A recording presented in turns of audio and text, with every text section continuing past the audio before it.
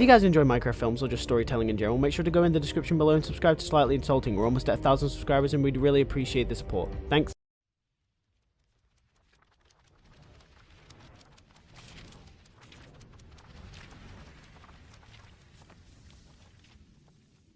Yo, what is going on, you guys, and welcome back to a brand new video. Today's video we are going to be going over the Amazing Spider-Man 4. Now we're getting really close to Spider-Verse and the end of this series. If you have not already, make sure to tell your friends, share this saga around as we're so close to the end. There is this part, the Amazing Spider-Man 5, and then the Sinister 6, which will end the Andrew side of things. Then Spider-Verse Part 1, 2, and 3, which will bring all the Spider-Men together, Tobey, Andrew, and Miles. But with that out of the way, I bring you the long-awaited The Amazing Spider-Man 4. We start our story straight off the bat with Dr. Otto Octavius, who is working at Oscorp for some years ago. This scene will introduce his character. Otto is a pushover. We see Norman Osborn before he dies. Norman tells him that Oscorp can't keep funding his project. An argument breaks out. Otto says that he can't just steal his work. Norman says that he can as long as it's under the Oscorp name, and Otto storms out. Cut to the present day and Spider-Man swings through the city and there's news of a robbery in town. Peter swings down and it's revealed that some guy calling himself the Shocker is robbing a bank. Spider-Man lands and takes down the Shocker. Black Cat arrives on the scene just after the Shocker had been taken down and she jokes about how Peter can't leave anything for her. This is a quick banterous scene what we use to show Felicia's character a little more. As Peter leaves, her smile turns to a frown and she looks down. We then cut to Donald Mencken, who is with a mysterious figure, the Gentleman. The Gentleman says that Shocker was another one of your failures. As you remember, it was revealed last time out that Donald Mencken was behind everything at Oscorp, the Rhino and everything. Well, now it's revealed that the Gentleman, the one who we saw in the Amazing Spider-Man 1, 2, and 3, is now at the helm of it. He was controlling Mencken this entire time. Mencken is only doing what he's told. The Gentleman says that he will be punished if he fails again. He wants Spider-Man drawn out and eliminated. We then cut to Aunt May and Peter says that he needs to start moving on with his life apart from just being Spider-Man. So he says that he's going to start going to college to study science and get his life back on track, because he was really interested in science as a kid and when he was in high school. Aunt May says this is a good idea.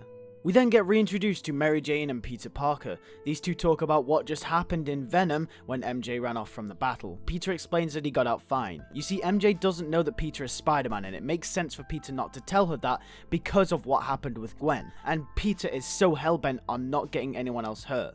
He's doing whatever it takes. Peter is also interested in MJ, so he doesn't want to make the same mistake again. He has learned. Peter tells MJ that he's going to go to college, and MJ reveals that she's put in an application to go to an acting school and that she wants to become a news reporter or get connections to becoming a news reporter. You see, these two aren't fully blown dating yet, but it will show that they have interest within each other. I really don't want to force this relationship on the audience, as I feel like after TASM 3 when Gwen died, it would be a little too soon to just say Peter is dating someone else now. So this will feel more gradual and it will help with seeing how these two characters grow up and seeing how they become to like each other and interact with each other. We then cut to a scene where Peter goes into college for the first time and meets his teacher, Dr. Otto Octavius, who after his little Oscorp incident is now a college teacher. Doc and Peter introduce themselves to each other, and Peter and Ock really like each other. You see, originally I was going to do more of a Spider-Man 2 route with this story, but I think I'm going to go more of a PS4 route. The reason for this is leading up to the Sinister 6 movie that I'm making, I want to make as many of these characters as sympathetic as possible. And I feel like really tying Otto down to Peter as someone he respects is going to hurt even more when it comes to it. We then have a scene where Peter and Black Cat are stopping some crimes and they're standing on a rooftop at night. Peter was about to leave until Felicia calls his name and she takes off her mask, making this seem more personal as now we can see her face. She speaks to Peter and was beating around the bush to tell him something. She seemed nervous. Peter asks her what's wrong and Felicia can't bring herself to say anything, so she says it's nothing. Peter says okay and swings off. The shot lingers with Felicia and a tear trickles down her face. The nighttime setting reveals her lost in the dark kind of judgment. It is revealed that Felicia actually has feelings for Peter, but she can't admit them to him out of the fear that it'd mess their friendship up. You see, Peter was the only one who invested time into caring about her and what she was going through in the third film, which is why now Felicia has the utmost respect and sees him as a man, a guy who really cares about her. But Peter is Spider-Man, and that's what Spider-Man does. He helps people. Felicia isn't just another person that was saved by Spider-Man though, as these two have become really good friends. But Peter doesn't feel that way back. This will be represented through the fact that in this scene, Peter will keep his mask on the entire time and Felicia won't, almost as if Felicia is opening up and Peter is staying closed away. This scene will next be paralleled with a scene with MJ and Peter out on a date. This scene will be a topic of what are they comes up in conversation. They will awkwardly talk about it, and you can tell that Peter is hesitant. MJ asks what's wrong, and Peter breaks down and he reveals what happened to Gwen. But he explains it from a Peter Parker's perspective, meaning that he doesn't tell her that he is Spider-Man. Peter says that he wants to be with her though, and MJ says she does too. This will be a slow scene, and it'll be the slowest part of this movie. You see, the last two movies have been very fast-paced and very action-packed. TASM 3 and Venom, while they allow us to introduce new arcs and places for these characters to go, The Amazing Spider-Man 4 will allow us to really catch up with these characters and slow the pace down and really feel with the characters as well. We then get a couple of scenes in between with Peter going to college and interacting with other characters and really catching up. Peter is happy and his life is going pretty well. He's got a lot of relationships that are going pretty well, like his relationship with MJ, Felicia and Aunt May, and Otto. Him and Otto have grown close due to their love in science. One night after college, Peter and Otto are talking to each other. They joke around as they get to know each other, like Otto will ask the classic girlfriend question, etc.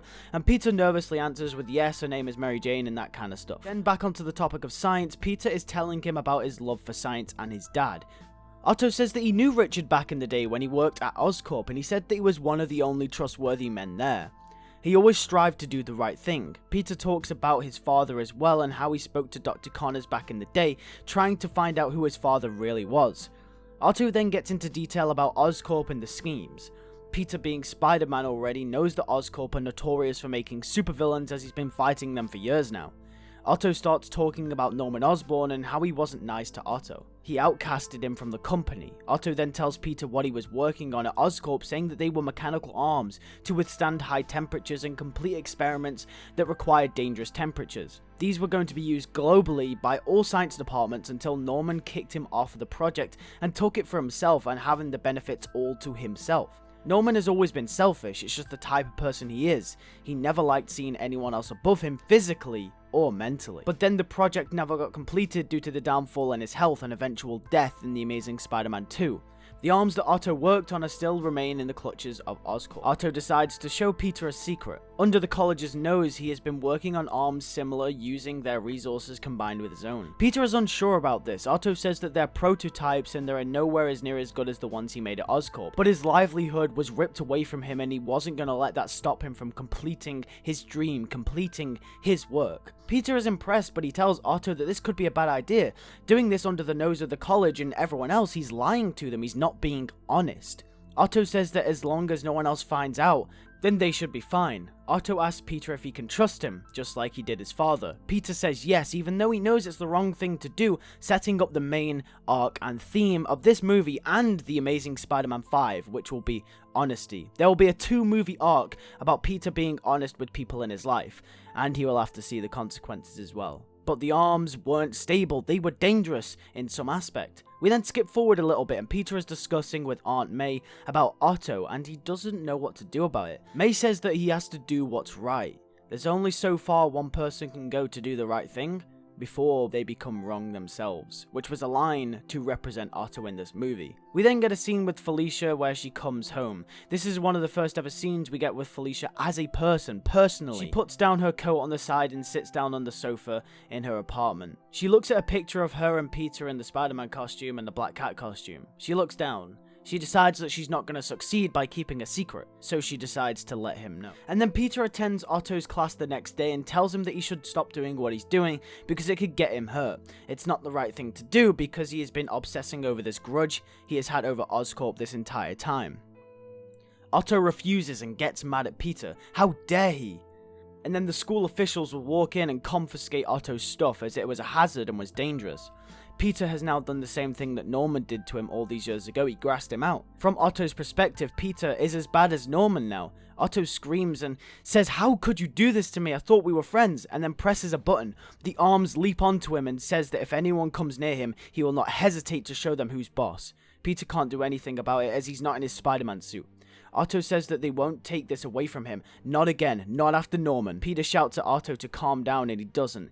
He is being driven completely insane by this and Otto knocks Peter and the schoolman out of the way, seriously injuring the schoolman but not Peter since he's Spider-Man. Otto exclaims that he's going to take back what's rightfully his. He's finally going to exact revenge and he escapes. Peter helps the man up and calls 911, but he knows that that's not going to be enough time, so covers his face and swings to the hospital where he recovers. He let Otto escape. Peter starts contemplating with himself. He was honest with Otto, and look what it led to. Honesty led to someone almost dead. This dwells on Peter. Should he not be honest with people to spare their feelings, to spare lives? But he can't think about that now. He has to stop Otto. But first he gets a call from MJ. She wants to tell him something. Peter meets up with MJ and sees a bruise on his head. She asks where he got that from, and Peter says it's nothing, he just bumped his head. MJ tells Peter that from the connection from her new school that she applied to, she got a new acting job downtown on a short film. Peter says that's really good and he's really proud of her. And then they kiss each other. It was spontaneous, it was real. These two characters have built up to this moment, and something great happens. And they share it together. They both just look at each other. And then we cut back to Otto in his home where he has the arms and they start breaking down. He needs new ones. He needs new ones from Oscorp, and he'll take back and have his revenge. Otto does a few small repairs that he can on the arms he already has, and then activates them and wears them. And it's time. Doc Ock is born. Doc Ock goes to the Oscorp tower and breaks in. There is news about it. Peter is with MJ and Peter has to leave, so comes up with an excuse and he leaves. He puts on the costume and swings through the city towards Oscorp. Doc Ock breaks in and finds the arms as he tears things up left and right. But then Spider-Man lands behind him. They have a funny little first interaction before they fight. Ox slightly gets the better of Spider-Man. Spider-Man is down and Ox takes the arms from Oscorp and escapes successfully.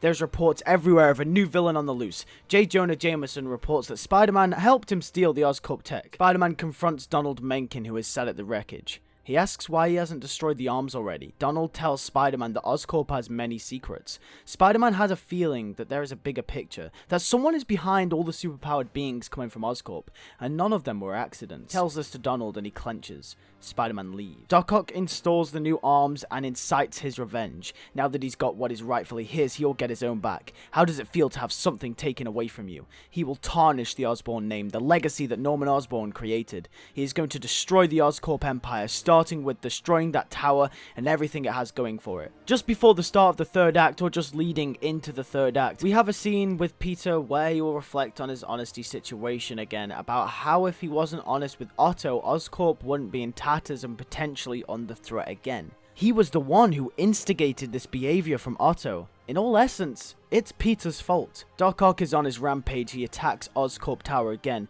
and this time, he's bringing it down. He's more powerful than ever. He has his new arms and he's ready to wreak havoc. Peter sees this on the news and says he has to end this once and for all. This is it. Spider-Man heroically swings into battle and lands opposite Ock. Felicia also sees this on the TV too, and decides this is her chance to tell Peter. They'll stop this bad guy and then she'll make her move. Black Cat jumps into battle too, to help Spider-Man. Otto says that he knows Spider-Man is the fault of Oscorp. Isn't he mad that Norman ruined his life too?